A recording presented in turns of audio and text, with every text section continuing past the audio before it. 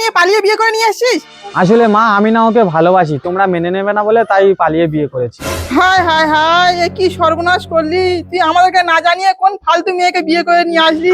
এই বিয়ে আমি মানি না। কি গো, কোথায় গেলে? বাইরে আসো। আরে না না মা, ও ফালতু মেয়ে না, ও ভালো মেয়ে। কি হচ্ছে, ডাকছো কেন? এই দেখো তোমার গুণধর ছেলের কীর্তিটা দেখো, কাউকে না জানিয়ে বিয়ে করে নিয়ে এসেছি। শোনো গিন্নি, বিয়ে যখন করেই ফেলেছে কি করা যাবে? বাবা বৌমাকে নিয়ে ভিতরে আয়।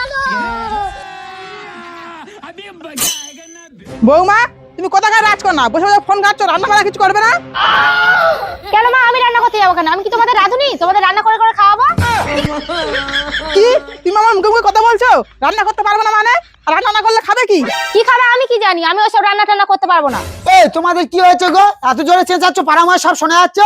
চিল্লাবো না কি করবে? আমার একটা মেয়েকে বউ করে নিয়ে এসছে, সংসারে একটাও কাজ করে না। আচ্ছা ঠিক আছে, দুজনে ঝামেলা করতে হবে না, সংসারে যা কাজ আছে দুজন অর্ধেক অর্ধেক করে করবে। আচ্ছা ঠিক আছে। A few moments later. কোথায় ঝাল কোথায় নুন, সিদ্ধই হয়নি, কে রান্না করেছে?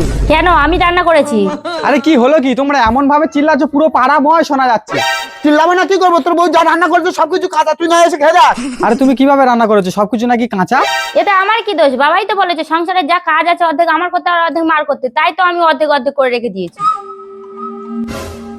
সবজিটা হাফ সিদ্ধ হয়ে গেছে, এবার ভাতটাও তো लेकिन ये साला कर क्या रहा है यहाँ पे?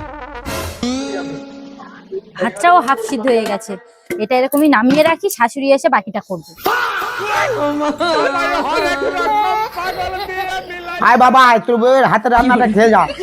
আরে না না, আমার খিদে পায়নি, হাঁকতে যাচ্ছি, আমার হাঁকা পেয়েছে।